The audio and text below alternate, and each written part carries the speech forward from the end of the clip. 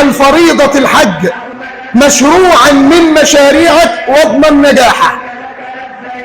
يعني باللي انا شفته واللي انا عاصرته، الفرق ما بين الحج الشاب والحج الكبير فرق كبير.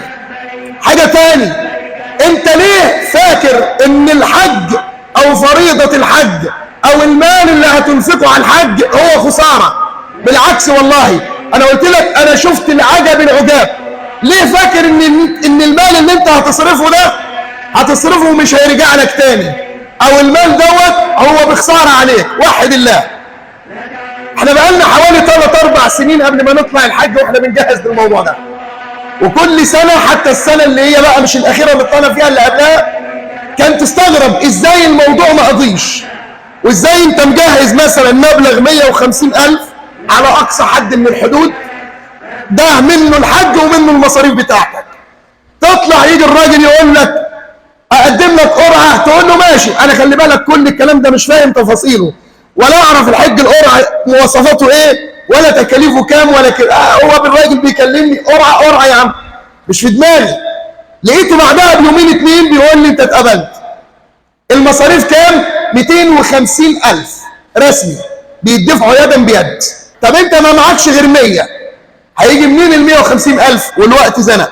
اتسهلت الأمور وأراد الله سبحانه وتعالى إن الأمور تمشي وتبقى بزيادة. وبقول لك الكلام ده والله مش من باب التزكية، أنا العبد الفقير إلى الله داخل بحجي ويعتبر مشارك على الأقل في أمي. جت الفلوس منين ما أعرفش لغاية الآن. أنا لغاية الآن مش عارف الموضوع مش إزاي. أنا هقول لك على أمور إعجازية بعد كده إن شاء الله، لكن الحمد لله تلم المبلغ. والله وبالله وتالله قبل اليوم اللي المفروض النهارده أنا بكرة همشي، أقسم بالله العظيم أنا مستلف 20,000. وفي واحد كان له فلوس مصر إن ياخدها 1000 جنيه.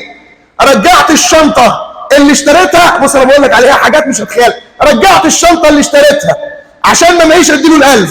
ألاقي بتاع شركة بيتصل وبيقول لك أنت ليك شنطة وليك كذا وليك كذا وليك كذا ورحت قابلت الراجل وخدت الحاجات. كل ده أنت مش حاطه في حسبانك. ما أنا بقول لك ما أعرفش إن الحج الرسمي ده له مثلا هدايا أو كده بتاخدها معاه. فسبحان من يسر الأمر، هيخلف الله سبحانه وتعالى عليك.